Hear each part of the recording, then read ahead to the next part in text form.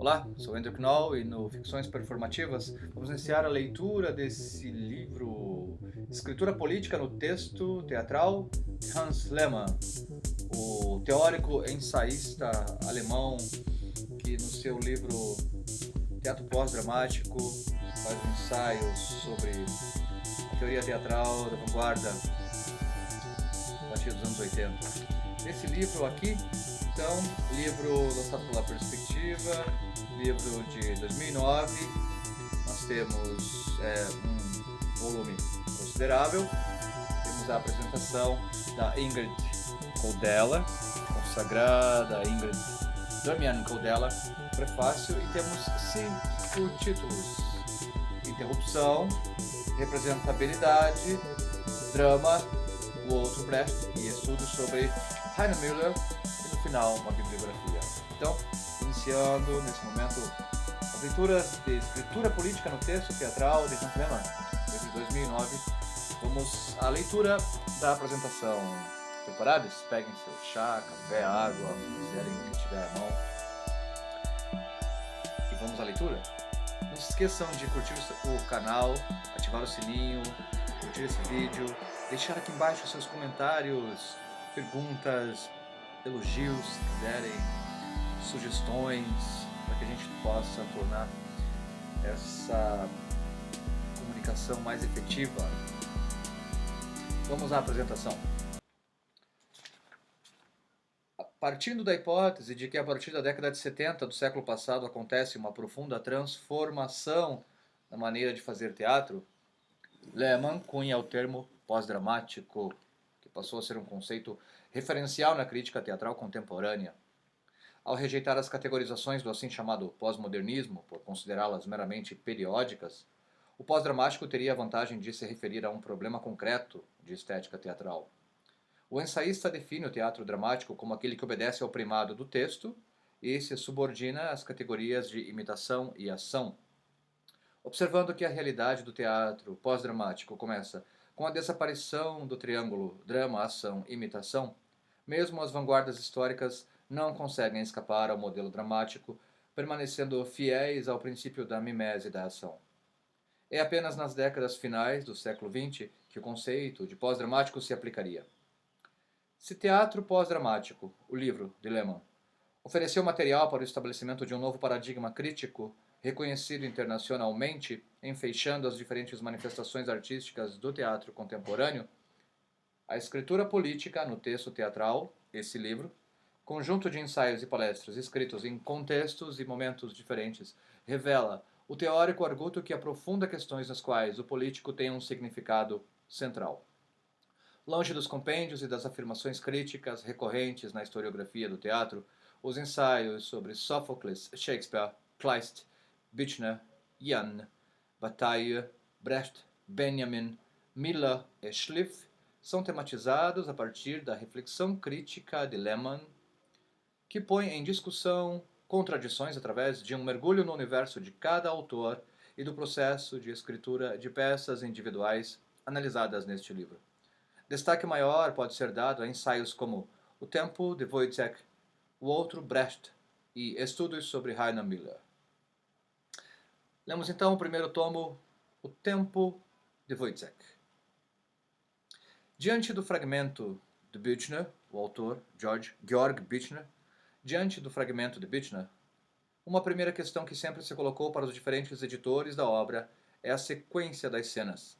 Mais do que buscar uma solução prévia para o arranjo das cenas, com vistas à leitura e representação nos termos comumente realizados, a escritura büchneriana talvez devesse ser considerada quanto ao modo de estruturá-la nos termos em que Brecht colocou a questão.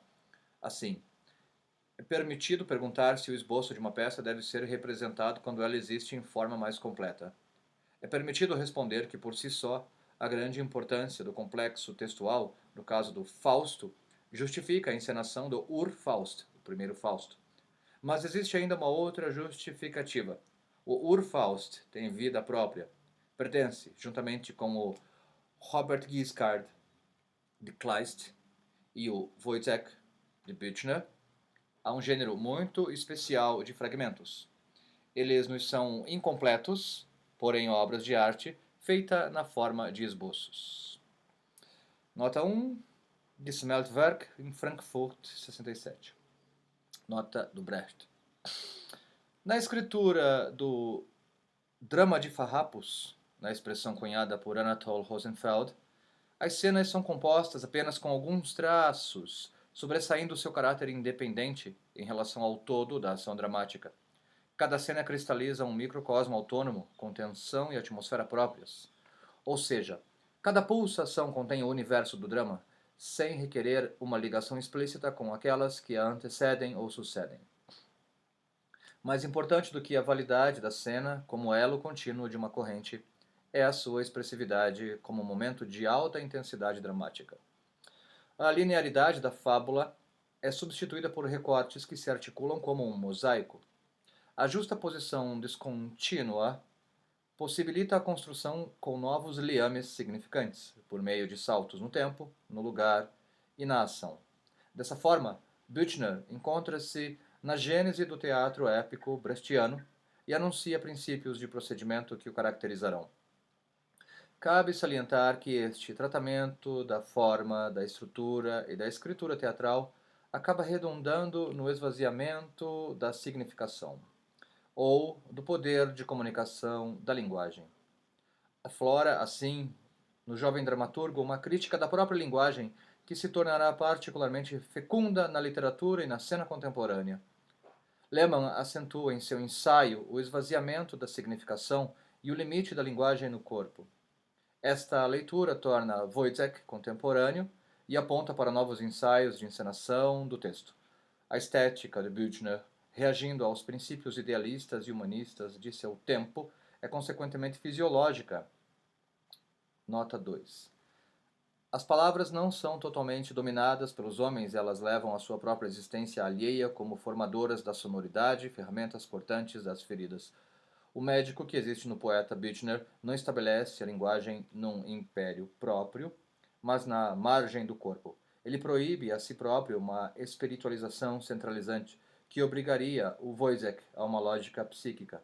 A força desta linguagem ascende na área delimitante o corpo sem palavras. Fim da nota 2. Próximo título da apresentação, o conceito de gestus. Ao analisar a fábula e o gestus, Lehmann levanta uma questão que traz um novo aporte para as teorias sobre o teatro épico. Relativizando o caráter onisciente das colocações de Brecht, demonstra a contradição existente entre o princípio fabular, que se pretende didático por definição, e a linguagem gestual. A tarefa de leitura dos trabalhos teóricos de Brecht hoje é entrar nas brechas.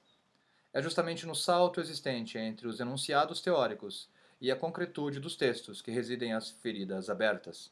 Neste sentido, os textos devem ser desmantelados pela leitura e reinventados. Aspas. E para isso será necessário entrar novamente na caverna do tigre brechtiano, cujas garras hoje, sob o signo da ortodoxia normalizadora, não são mais temidos. Fecha aspas. Na brilhante formulação de Lehmann.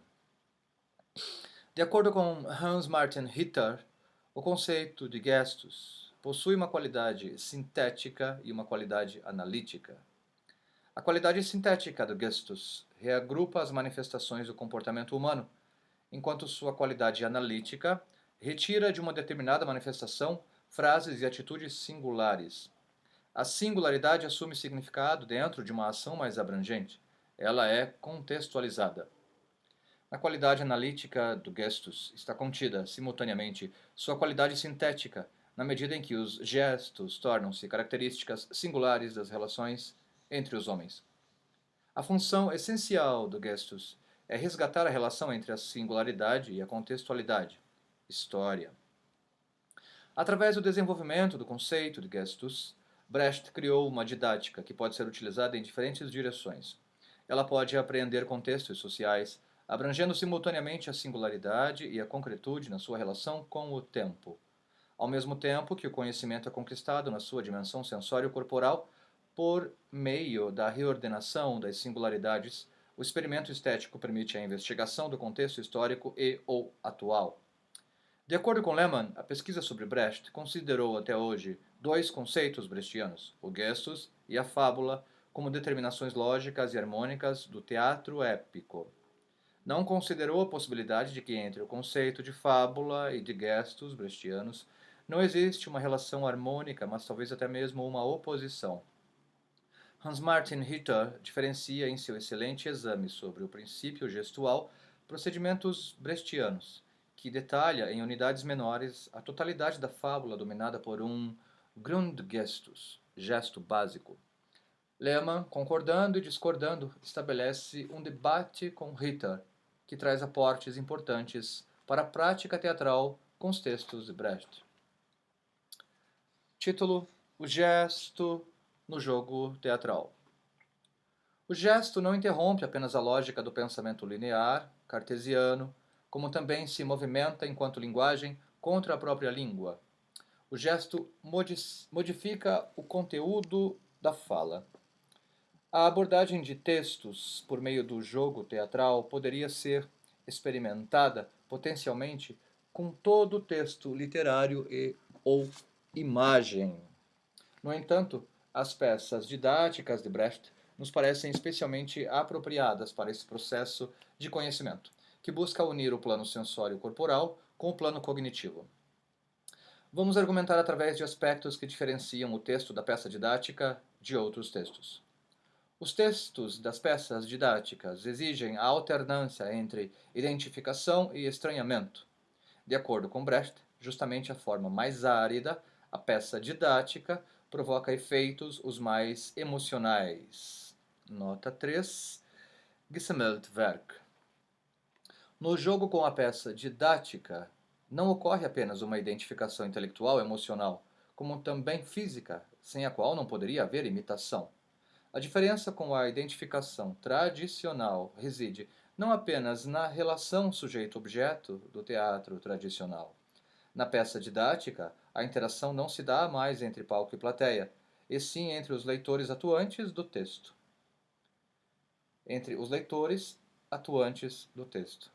O sujeito da identificação não é mais o herói psicológico. A consciência nasce no processo de interação entre os sujeitos da ação dramática, os atores do ato artístico coletivo, o qual instaura o processo de conhecimento. A experiência histórica, concretizada fisicamente, é relacionada com as experiências do cotidiano dos jogadores. A percepção sensório-corporal que instrui o processo de produção do texto coletivo atualiza o texto poético. A linguagem poética e gestual confere ao texto uma existência física a ser materializada no espaço e no tempo. O processo de visualização dos gestos por meio do jogo teatral esclarece o material literário. A variedade de soluções buscada através do jogo é fundamental para o processo de conhecimento, ao mesmo tempo que a multiplicidade e o caráter multifacetado das formas expressivas produzidas constituem uma resistência a soluções fáceis que escamoteariam as questões tematizadas. Título: Peça didática. A peça didática, na obra de Brecht, nasce no conflito legal com a versão filmada da Ópera dos Três Vinténs, quando o dramaturgo sentiu a necessidade de produzir arte distante da indústria cultural. O embate, iniciado nos tribunais de justiça como um experimento para revelar a ideologia da indústria cinematográfica, gerou o Lehrstück, ou Learn and Play, jogo de aprendizagem, como Brecht traduziu o termo para o inglês. A peça didática aponta para uma prática pedagógica, na qual o receptor-leitor passa a ser ator-autor do texto. A revisão do texto é parte integrante dessa tipologia dramatúrgica, sendo prevista pelo escrevinhador de peças a alteração do texto dramático pelos jogadores. As peças didáticas geram método, enquanto Handlungsmuster, modelos de ação, para a investigação das relações dos homens entre os homens. O caráter estético do experimento com a peça didática é uma condição para alcançar objetivos pedagógicos. O que diferencia o ato artístico coletivo com o modelo de ação brechtiano é o princípio do estranhamento, através da linguagem gestual, que incorpora o sensório e o racional, provocando a experiência estética. Abre aspas, a peça didática como espaço de possibilidade, fecha, que encerra o livro de Lehmann. Novamente, a peça didática, como espaço de possibilidade, que encerra o livro de Lehmann é um ensaio primoroso que ajudará, quiçá, a derrubar a camisa de força que ainda se fecha sobre Brecht, abrindo novas perspectivas para a experimentação produtiva entre nós. Tendo como objeto de análise a decisão, no horizonte de um longo debate que foi documentado através do simpósio realizado em Berlim em 1998, Lehmann faz cair em cascata as interpretações esquemáticas da peça, afirmando a necessidade de levarmos a sério o modelo dramático do Lernstieg, inaugurado por Brecht. Heiner Müller. As excelentes análises de Lehmann sobre a obra de Heiner Müller atestam a importância deste autor, considerado paradigmático para a dramaturgia do final do século passado. De acordo com Lehmann, sua obra é repleta de anjos, fantasmas e espíritos no limite entre o ser e o não ser. A aparição de fantasmas pertence à tradição do teatro. A aparição do reino dos mortos no teatro grego perfura o presente dos heróis no palco, mensageiros de um passado que exigem um futuro. A tragédia grega é para Müller essencialmente uma invocação dos mortos. Os velhos gregos povoam o palco com mortos e cobrem seus rostos com máscaras na formulação de Lehmann. Através da invocação há um exorcismo, a libertação de mortos ameaçadores, com o objetivo de superar uma época. Lehmann estabelece uma relação entre os textos de Müller e o teatro no, ao qual este também se refere. Os fantasmas de Shakespeare são um exemplo de materialização da história que continua a influenciar a existência. Nas palavras de Müller, o morto não é morto na história. O medo dos mortos é antiquíssima. Em velhos cultos, os mortos sempre foram neutralizados, acalmados. Hoje só jogamos terra. Lehmann dá o exemplo de Hamlet. O fantasma de Canterville, de Oscar Wilde, é outro. O fantasma aponta para o assombroso no tempo e na história. A consciência exige memória, sem ela não há utopia. O fantasma, tessitura de passado e futuro, é um tema central no dramaturgo, de acordo com Lehmann, já que para ele não há escritura sem anacronismo. A escritura de Müller responde ao diálogo com escrituras anteriores, como ele mesmo acentua, diálogo com os mortos. Ao escrever, os ancestrais escrevem junto com ele a culpa e os mortos de sua história. Macbeth, Hamlet, Tito Andrônico, Heracles, Filocteto, Édipo, Prometeu e outras peças são dublês. Em Hamlet Machine, a dramaturgia montagem, que apresenta descontinuidade de tempo e espaço, gera uma atmosfera surreal. O grau de realidade das personagens e acontecimentos oscila de forma difusa entre realidade, sonho e fantasia. O palco torna-se o ponto de encontro para fantasmas e citados para além de qualquer tempo e espaço homogêneo. De acordo com Lehmann, para Müller, o teatro deve traduzir o Cronos em um outro tempo, ou seja, gerar simultaneidade entre passado, presente e futuro. Só assim a história se torna visível. Trata-se de uma dissolução dos planos do tempo em um novo tempo teatral. Müller descreve as obras de Giorgio de Chirico como uma estrutura em que o momento é isolado de seu contexto. O tempo dos espíritos é o tempo do inconsciente, da fantasia, do surreal.